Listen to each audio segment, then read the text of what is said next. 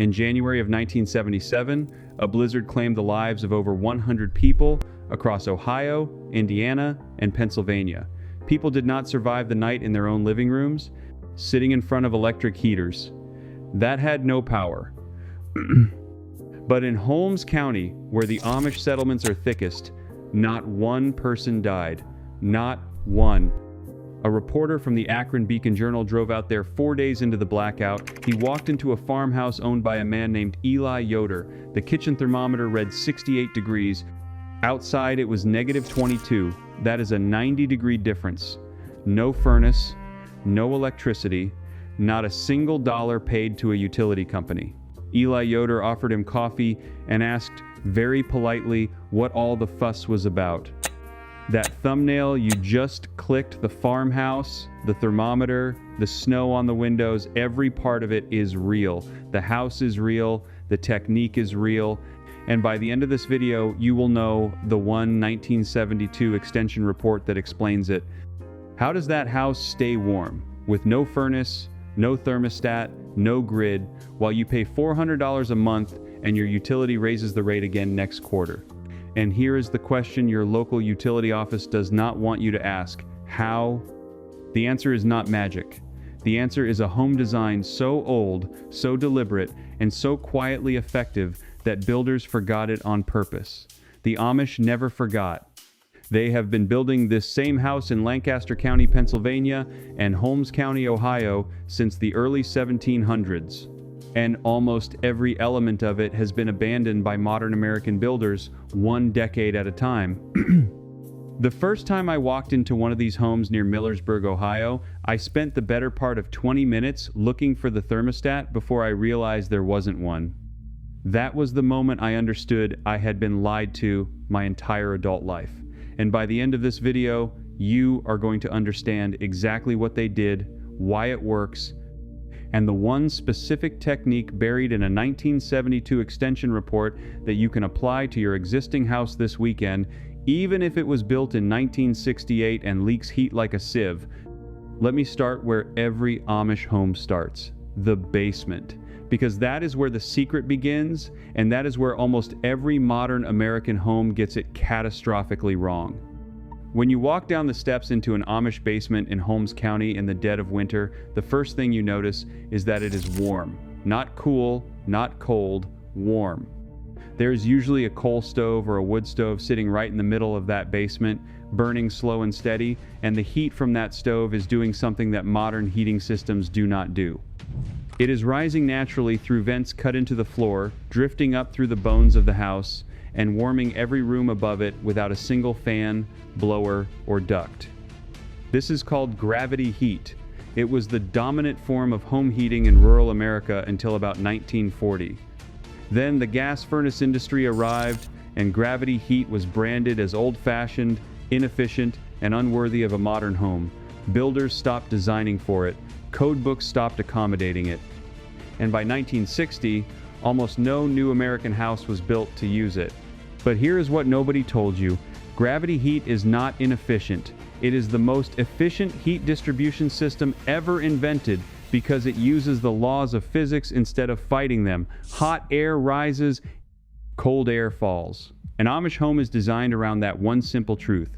The stove sits low, the vents sit above it, the bedrooms sit above the vents, and the heat moves through the house the way water moves down a hill. No electricity, no moving parts, no filter to change, no repairman to call. I sat in a kitchen in Lancaster County last January with a man, another Eli, not Eli Yoder of Holmes County, who told me his grandfather built that house in 1891 and the heating system had never been touched. Not once, in 133 years. Now compare that to your gas furnace, which the manufacturer expects to fail in 15 to 20 years. The second thing the Amish do, and this is where it starts to feel like buried knowledge, is the wall thickness. An Amish farmhouse wall in Pennsylvania is not the 4-inch stud wall you have in your living room. It is between 12 and 18 inches thick, sometimes more. The exterior is often stone or brick, laid 2 courses deep, with a cavity in the middle filled with sawdust, lime, straw, or in some older homes, plain river sand. That wall does not just block cold air.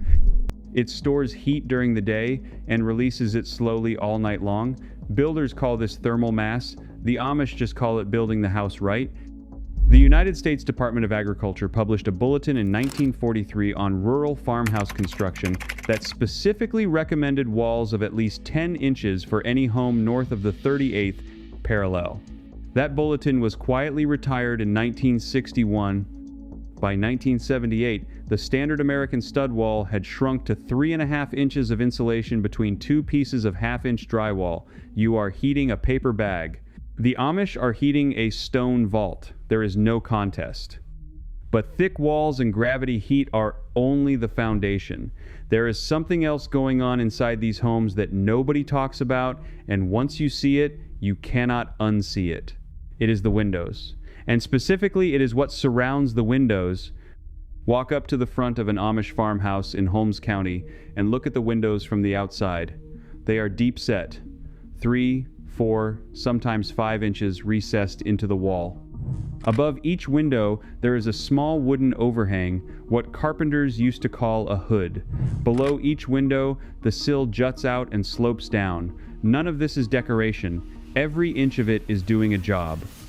In summer, when the sun is high, that hood blocks the direct sunlight from hitting the glass. The room stays cool without a single fan running. In winter, when the sun sits low on the horizon, the same hood does not block anything, and that low sun pours straight through the window and lands on the dark wooden floor inside. That floor warms up during the day, then at night, after the sun goes down, that floor releases the heat it stored back into the room. This is called passive solar design. The Amish have been doing it for 200 years without ever using the term. Architects rediscovered it in the 1970s during the energy crisis and tried to bring it back. They failed. Why? Because the building industry, the heating industry, and the cooling industry had spent 40 years convincing American homeowners that comfort came from a machine, not from how the house was built. Inside the window on the interior side, the Amish hang a heavy curtain, not a decorative curtain, a working curtain. Wool or quilted cotton, often 2 layers, that pulls all the way down to the windowsill at sunset and seals the window from the inside. Glass loses heat. A wool curtain stops that lost cold.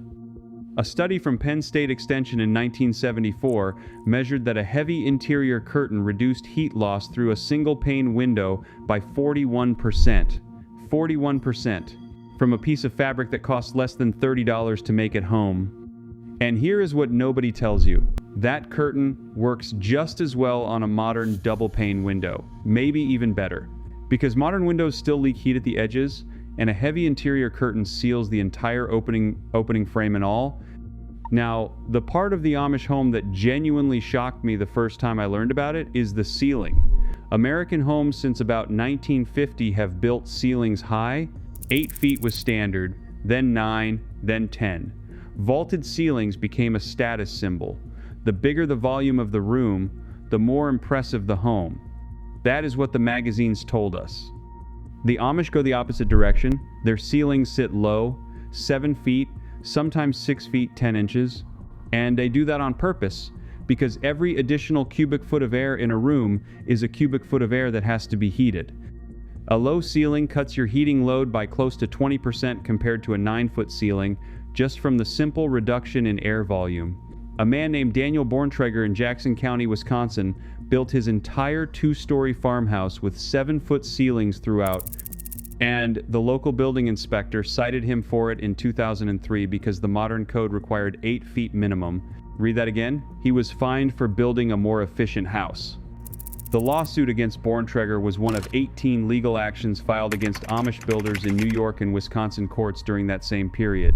The official reason was building permit violations. The real reason, when you actually read the citations, is that the Amish were building homes that did not match the assumptions baked into the modern energy code. Their houses were too thick. Their ceilings were too low. Their windows were too small. Their basements held heating equipment that did not have a manufacturer label. The code was not written to make homes more efficient. The code was written to make homes more uniform. And uniform meant easier to inspect, easier to insure, and easier to sell parts and services for. Which brings me to something you need to hear if you already own your home. Now, If you already own a house and you are thinking this only applies to people building from scratch, stay with me because this next part is specifically for you. And it is the single highest impact change you can make to your existing home this weekend with no contractor, no permit, and less than $200 in materials. It is called a thermal envelope reset. The Amish do not call it that. They just do it every fall, the same week as the corn harvest, like clockwork. Here is exactly what it is. You start in the basement. If you have a basement or a crawl space, walk down there and look at the rim joist. That is the wooden band that runs around the top of your foundation, where the floor of your first story sits on the concrete. In almost every American home built before 1990, that rim joist is completely uninsulated. It is one of the largest single sources of heat loss in your entire house. The Amish stuff that gap with rock wool, sheep wool, or in older homes, just dense wads of cotton rags pressed in tight. A 2-inch layer of rock wool batting cut to length and pressed into every rim joist bay will stop somewhere between 15 and 20% of the total heat loss in a typical American farmhouse. Materials cost about $90 for a 1,500 square foot home. Time required is about 3 hours. Next, you walk through the house and find every electrical outlet on an exterior wall. Every single one of those outlets is a hole punched straight through your insulation. Cold air pours in through there 24 hours a day all winter long. The Amish do not have outlets, but they have the same problem with old gas line penetrations, and they solve it the same way. You buy foam outlet gaskets, $2 for a pack of 10 at any hardware store, and you slip one behind every cover plate. 20 minutes of work. Measurable temperature change in the room within 1 day. Third, you do what the Amish call winter banking. Around the entire base of the foundation, on the outside of the house, you pile up either straw bales, dry leaves bagged in burlap, or simple soil. You build that pile up about 2 feet high and 1 foot wide all the way around the perimeter. This is called earth berming on a small scale.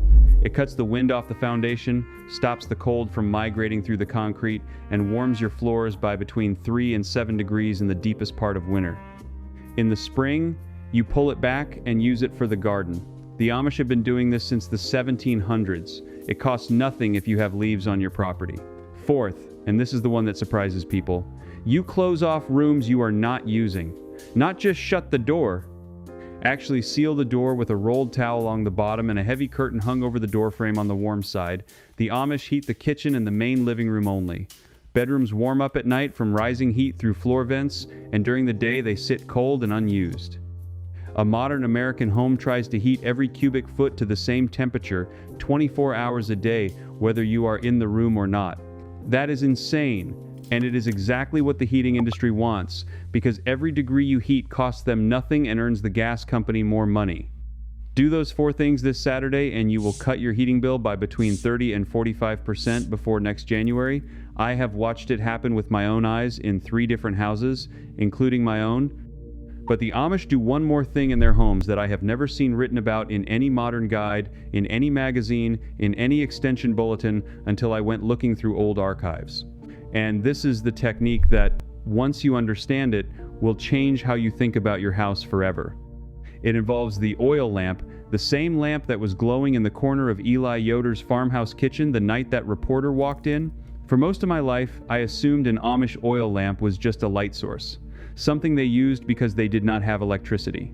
A backup, a relic. That is what every article about the Amish lifestyle implies. It is wrong.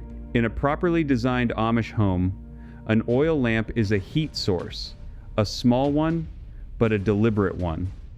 A single kerosene lamp burning on a kitchen table puts out roughly 1,400 to 2,000 BTUs per hour, depending on the wick size and the fuel. That is the equivalent of a small space heater. It also raises the local air temperature in a 6-foot radius by between 4 and 8 degrees. The Amish know this. They place their lamps strategically. One in the kitchen, where the family eats. One in the sewing area, where the women work in the evenings. One near the rocking chair, where grandfather reads the Bible. The lamps are not lighting the room. They are heating the people in the room.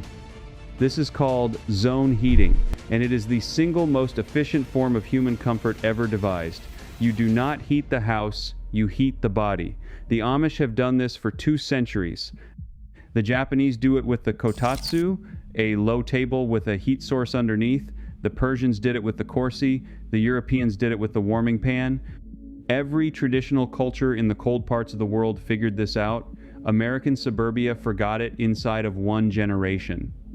Before I give you the final piece, one quick thing.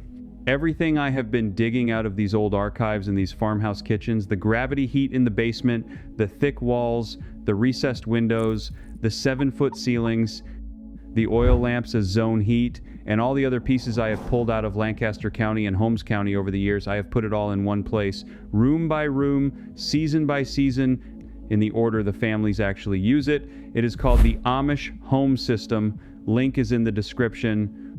But stay right here, because what I dug out of an archive at the Amish and Mennonite Heritage Center in Berlin, Ohio, is the piece that turns everything you just learned into a thermal battery built into the bones of your own kitchen.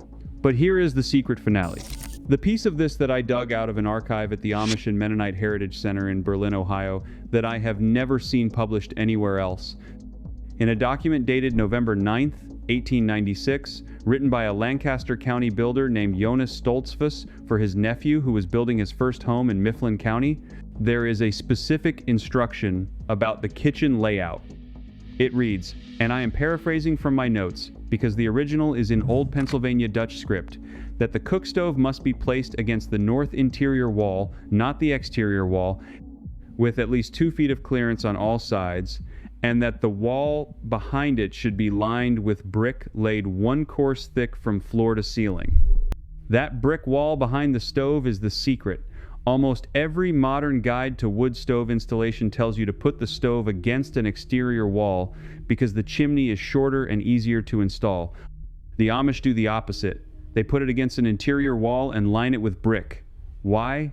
Because the brick absorbs heat from the stove during the day, all day long, every meal cooked and every kettle boiled, and then radiates that heat back into the surrounding rooms for 6 to 8 hours after the fire goes out.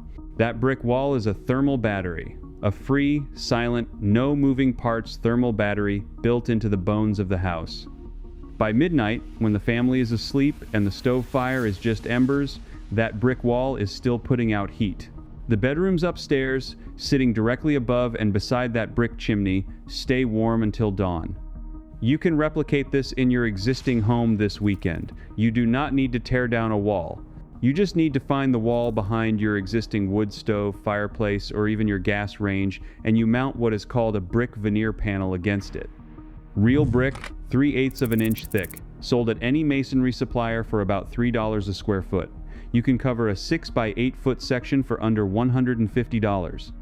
Glue it directly to the existing drywall with masonry adhesive. It looks beautiful.